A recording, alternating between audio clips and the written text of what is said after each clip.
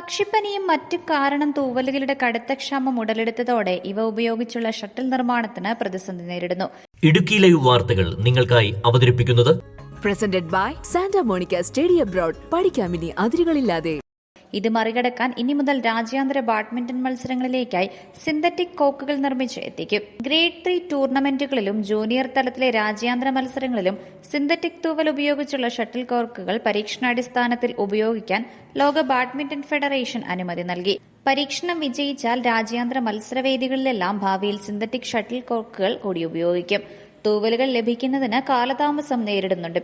ഷട്ടിലുകളുടെ ലഭ്യത കുറയാനും വില കുത്തനെ ഉയരാനും ഇത് കാരണമായിട്ടുണ്ട്. ഇതോടെയാണ് ബാഡ്മിന്റൺ ഫെഡറേഷൻ ബദൽ മാർഗം തേടാൻ തീരുമാനിച്ചത്. താറാവ് വർഗ്ഗങ്ങളിൽ ഉൾപ്പെടുന്ന വാത്തകളുടെ തൂവലുകളാണ് ഷട്ടിൽ കോർക്ക് നിർമ്മാണത്തിനായി പ്രധാനമായും ഇപ്പോൾ ഉപയോഗിക്കുന്നത്. ഒരു കോർക്ക് നിർമ്മിക്കാൻ 16 തൂവലുകളെങ്കിലും വേണ്ടിവരും.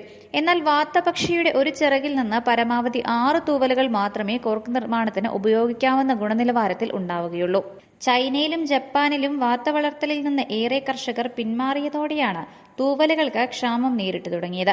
അതേസമയം സിന്തറ്റിക് തൂവലുകൾ എത്രത്തോളം ഫലപ്രദമാകുമെന്നതടക്കമുള്ള കാര്യങ്ങൾ കണ്ടു തന്നെ അറിയണം. ന്യൂസ് ഡെസ്ക് ഇടുക്കി ലൈവ് വാർത്തകൾ നിങ്ങൾക്കായി അവതരിപ്പിച്ചത് presented by Santa Monica study abroad. പഠിക്കാമിനി അതിരുകളില്ലാതെ.